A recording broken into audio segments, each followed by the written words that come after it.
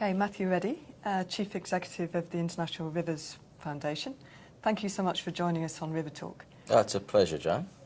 Perhaps let's start by you telling me what stimulated the first regional Rivers Prize and why did you choose Europe? Oh, very good question. So the International River Foundation had its origins in Australia, and we recognised that we had the International River Prize, but it probably wasn't recognising the context of river basin management in other areas around the world as much as it possibly could. We had the Australian River Prize, and we saw that there was some need to then look at ways that we could develop and reward best practice in integrated river basin management in places like Europe and North America.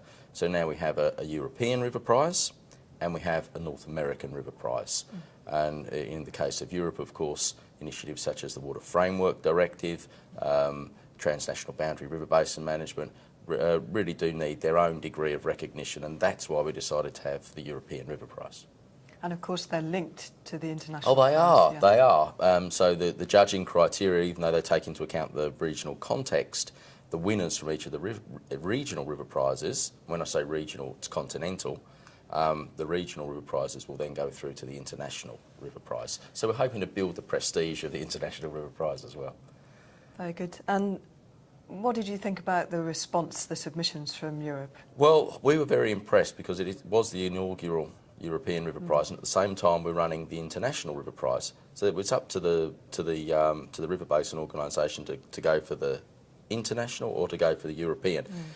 In fact, there were more European entries than there were for the international entries. So that tells me that we did the right thing by focusing on Europe, and we were very happy with the standard and also the geographic distribution of the applications. So we're talking about continental Europe, so out to the Ural Mountains. So we had the Ukrainian applications from the north, we had Norwegian applications, we had Spanish, Portuguese applications and applications from the United Kingdom, so, and Greece, of course. So we sort of had a nice distribution of applications. Very pleased.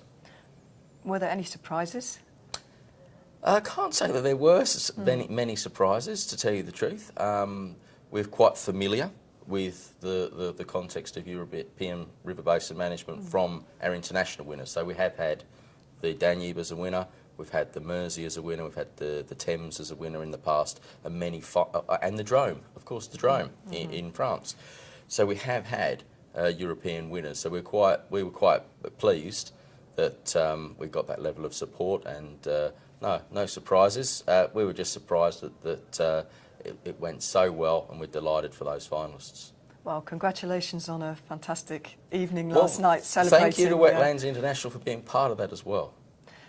I wonder whether the River Prize can take the step to the developing world, Africa and Asia, for example. Yes, we have had a winner from Asia, the Mekong River, for its work on developing a basin plan and transnational boundary management. But you're quite right, we do need to take into account African river basin management, Latin American river basin management, and also into Asia, because of the different contexts.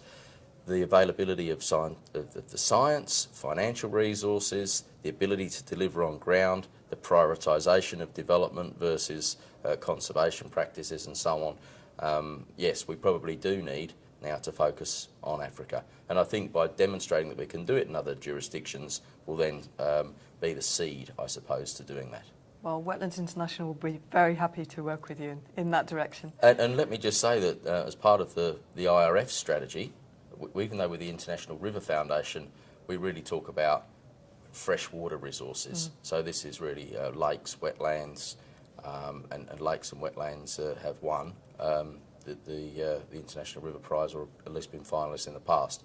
So it would be impossible not to mention wetlands and win any river prize. Excellent. It's always good to hear that. Yeah. Matthew, thank you so much for joining us. Absolute pleasure, Jane. Thank you.